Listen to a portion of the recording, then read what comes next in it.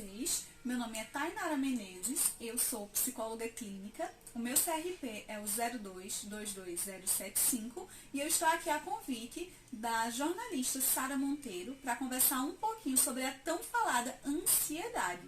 Porém, esse tema ele é muito vasto e muito complexo, então não daria para abordar ele de uma forma suficientemente boa em poucos minutos. Então, nós não estamos pretendendo trazer uma aula completa. A gente vai só fazer alguns levantamentos, algumas breves explicações a respeito do que é a ansiedade, com base em algumas perguntas-chave que a Sara me fez. Durante os últimos anos, o tema ansiedade tem ganhado muitos espaços, tanto no meio acadêmico, entre os profissionais, quanto entre os chamados leigos no dia a dia. Então, a ansiedade está conquistando um grande lugar nas mídias sociais também. Então, existem muitas páginas no Instagram, no Facebook, que têm tentado trazer diariamente conteúdos a respeito do que seja a ansiedade e como lidar com ela. Então, a saúde mental, ultimamente, ela tem ganhado um pouco mais de lugar, um pouco mais de voz e perdido um pouco mais daquela ideia de que saúde mental é coisa de doido, ou senão é frescura. Então, é muito importante abrir espaços de discussões, abrir rodas de conversas, momentos que possam trazer luz para essa temática. Mas, apesar de toda a visibilidade que a ansiedade tem ganhado, ainda existem algumas dúvidas e algumas confusões a respeito do que realmente seja a ansiedade, principalmente no que diz respeito à diferenciação entre a ansiedade dita normal e o que é a ansiedade considerada patológica. Então, existe essa diferenciação. Algumas pessoas falam que possuem ansiedade por apresentar alguns sintomas, falam dessa forma como se elas tivessem o transtorno de ansiedade, mas apresentar sintomas não significa que você tenha necessariamente um transtorno ansioso. Então, para clarear um pouquinho mais essa diferença, eu vou dar início às perguntas de Sara. A questão que a Sara traz é: por que a ansiedade existe? Ela seria uma defesa do nosso corpo ou ela seria fruto da aceleração industrial e tecnológica da modernidade? Bom, isso também faz a gente pensar um pouquinho. A ansiedade é boa ou a ansiedade é ruim? Ela é o grande monstro do nosso século? Não dá pra gente afirmar se ela é 100% boa ou 100% má. Mas a ansiedade, ela existe e ela existe com um propósito. Ela só é considerada negativa a partir do momento em que os sintomas começam a atrapalhar a realização das atividades diárias da pessoa e essa pessoa vai perdendo em qualidade de vida. Mas, no demais, a ansiedade, ela é uma reação natural. Ela é um fenômeno biopsicológico, ou seja, ela está intimamente ligada a fenômenos do nosso corpo. Então, o nosso sistema físico, ele entra em um estado de alerta. Ele é fruto de uma resposta do nosso cérebro à chamada reação de luta e fuga. O que é a reação de luta e fuga? Ela é um sistema do nosso corpo que nos coloca em alerta para nos proteger de possíveis perigos. É o que coloca o nosso corpo em ação. Esse sistema, ele vai nos enviar respostas físicas como um coração acelerado, essa sensação de nervosismo que é para alertar o nosso corpo e falar: alguma coisa não está bem, tem alguma coisa que está errado, você precisa prestar atenção. É aquele estalinho que diz: corre na sua mente. Porém, o problema é quando esse sistema de alerta começa a enviar esses sinais e não existe nenhum motivo aparente para você estar nesse estado de alerta. Então, a ansiedade começa a se tornar um problema quando você fica constantemente nesse estado de alerta, porém sem uma causa aparente. Mas a ansiedade é algo que todos nós iremos experimentar ou já experimentamos em algum momento da nossa vida.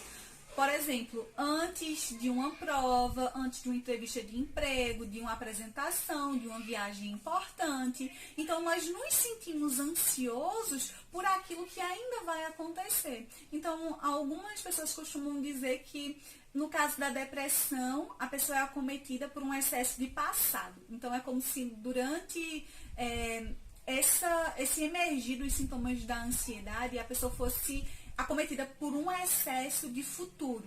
Então, na ansiedade normal, você sente uma agitação e uma preocupação direcionada para coisas que ainda vão acontecer e te deixam nervoso. Mas já na ansiedade patológica, existe um agravamento de todos esses sintomas. Os sintomas vão ser explicados de forma muito mais clara na próxima pergunta que a Sara me fez, então eu não vou me aprofundar logo nesses. Mas cabe dizer que a ansiedade ela pode ser dividida em 2 grandes grupos. O primeiro grupo é um quadro em que a ansiedade é constante e permanente, que é como no caso da ansiedade generalizada. Ela também pode se apresentar de outro modo, que é casos em que há crises abruptas e intermitentes de ansiedade, que é como no caso das crises de pânico, que a longo prazo podem se considerar em o chamado transtorno de pânico, que é algo ainda mais grave do que a ansiedade normal. Mas isso é um assunto para ser discutido em um outro momento. Então, cabe frisar novamente que a ansiedade só se torna negativa a partir do momento em que a vida ocupacional do sujeito, ela começa a ser clinicamente prejudicada. Existe um sofrimento mental em todos aqueles sintomas. Então, a ansiedade passa a não ser mais aquela espera de algo que vai acontecer, mas um medo constante e recorrente de algo que muitas vezes as pessoas não conseguem identificar em um primeiro momento. Então, para que a ansiedade possa se classificar como uma ansiedade generalizada ou como um transtorno ansioso, você precisa de um diagnóstico médico. Então, não adianta você só ler no Google o que está escrito sobre ansiedade, ver vídeos, porque você pode vir a se identificar com alguns sintomas, sim, mas apresentar sintomas específicos e vir a realmente ter um transtorno psicológico são coisas completamente diferentes. Então, você pode apresentar sintomas isolados e não ter um transtorno ansioso. Então, antes de você se autodiagnosticar, você deve procurar um profissional capacitado para te orientar melhor e estar fazendo essa avaliação. Para finalizar a primeira pergunta de Sara, que ela nos traz um questionamento a respeito da aceleração industrial e tecnológica. Como já foi dito, apesar da ansiedade ser uma reação considerada normal diante de certas situações específicas, essa aceleração industrial pode sim ser um agravante nas crises de ansiedade generalizada, principalmente diante da sociedade de produção na qual nós estamos inseridos, em que existe uma grande exigência de um trabalho mecânico, repetitivo, que acaba não valorizando tanto a saúde mental do trabalhador. Então, estão cada vez mais exigindo que as pessoas se comportem mecanicamente, tendo que corresponder a altas expectativas, e isso gera sim um aumento dos sintomas de ansiedade. Mesmo que não seja um fator isolado que venha a causar ansiedade, mas esse também pode ser uma das causas ao ser analisado todo um conjunto de fatores. Então, esse também é um ponto interessante para ser pensado e ser comentado a respeito. A ansiedade não tem somente um único fator específico. Ela pode vir de um acúmulo de uma série de outras coisas que já estavam sendo armazenadas na mente do sujeito e não estavam tendo como ser elaboradas de forma consciente, elaboradas com a devida atenção e qualidade. Então, a ansiedade não é só uma coisa específica, até porque durante uma crise de ansiedade, geralmente o sujeito não consegue afirmar logo por que é que ele está ansioso, o que é que está acontecendo com ele. Ele só vai vir a procurar respostas depois que essa crise passar. Geralmente, durante a crise, o sujeito não consegue elaborar bem o porquê dela estar acontecendo. Por isso que ela é dita uma crise que ocorre de forma abrupta. O sujeito, quando menos espera, tem essa erupção de sintomas sem um foco aparente. Vamos então para a segunda pergunta da Sara. Ela perguntou quais são os sintomas da ansiedade. Bom, eles podem variar de pessoa para pessoa e se apresentar em um grau mais elevado ou um grau um pouco mais baixo. Mas existem duas classes de sintomas principais, que são os sintomas físicos e os sintomas emocionais. Vocês lembram que eu falei logo no começo do vídeo que a ansiedade ela é biopsicológica, ela é um fenômeno biopsicológico? Então, é justamente por isso. A ansiedade sempre irá começar no corpo.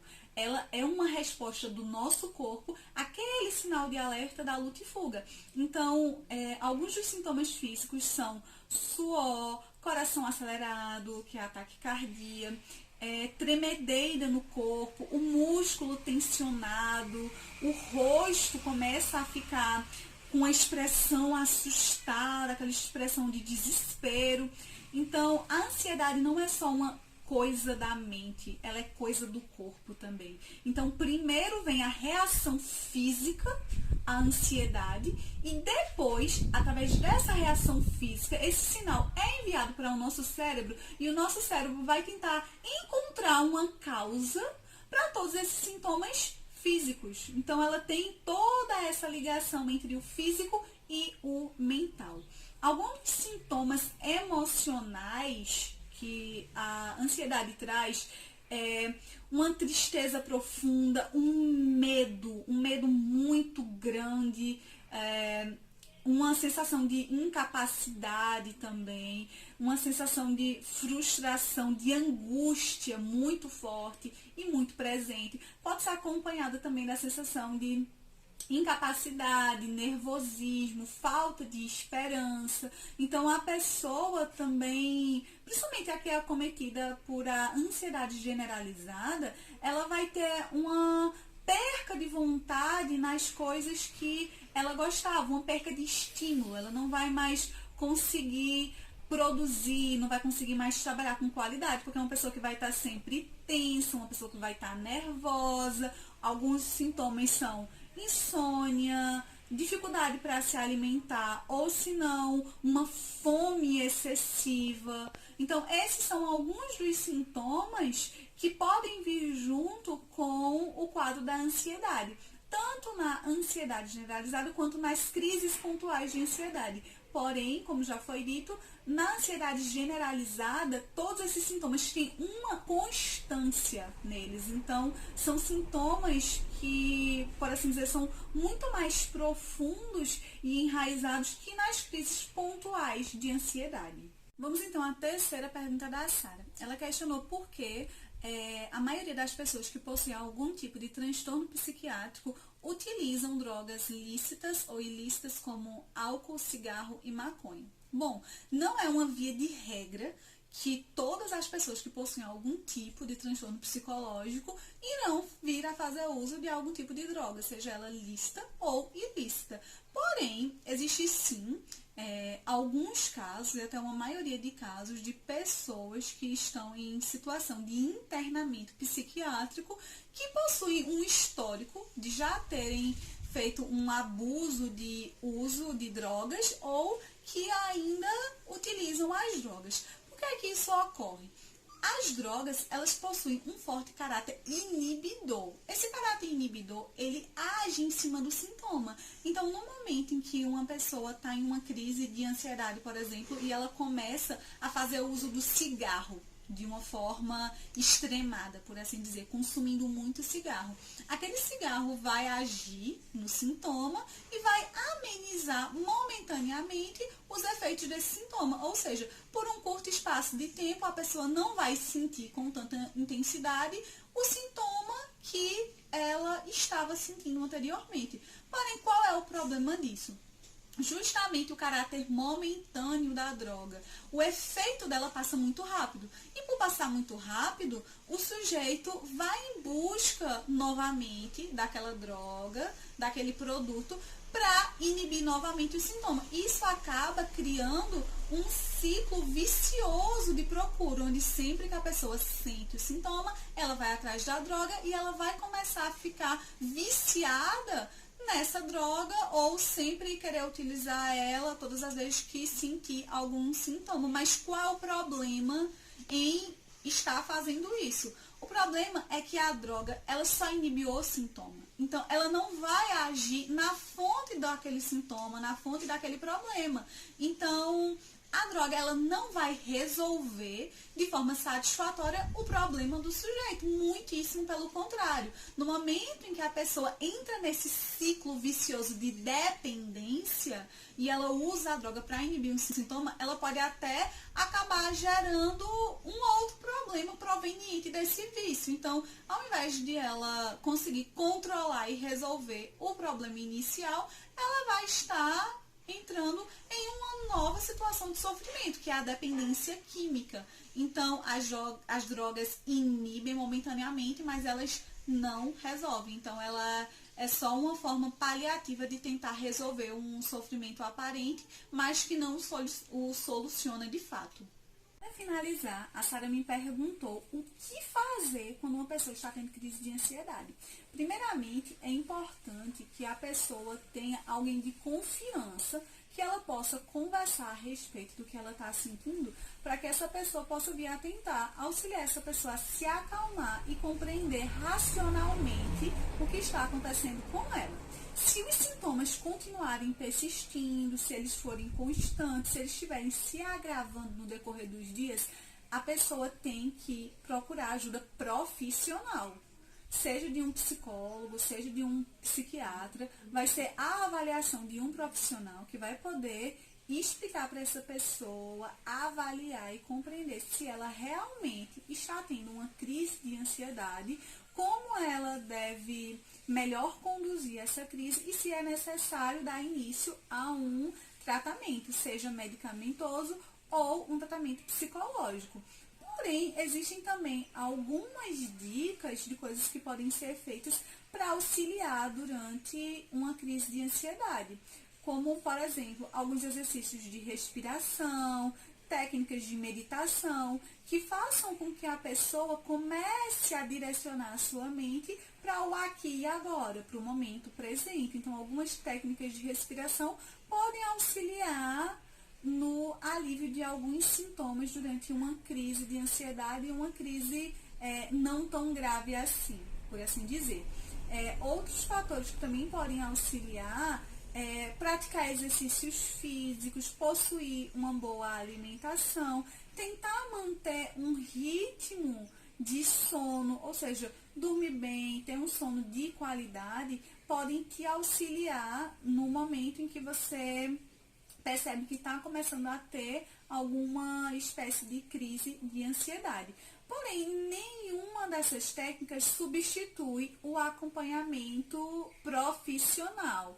Elas auxiliam no momento do sintoma, para tentar controlar quando a crise está começando a emergir. Mas vai ser o suporte profissional que vai te auxiliar realmente entender o porquê dessas crises, qual é a causa, pelo menos a causa aparente dela, e como você deve trabalhar com a ajuda deste profissional essas suas crises. Então, a técnica ajuda, mas ela não é suficiente. É importante ter o profissional do seu lado. Mas também é muito importante ter uma rede de apoio do seu lado, com pessoas da sua confiança, pessoas que te apoiem, pessoas que venham a te dar um suporte e oferecer um momento de compreensão ao seu lado.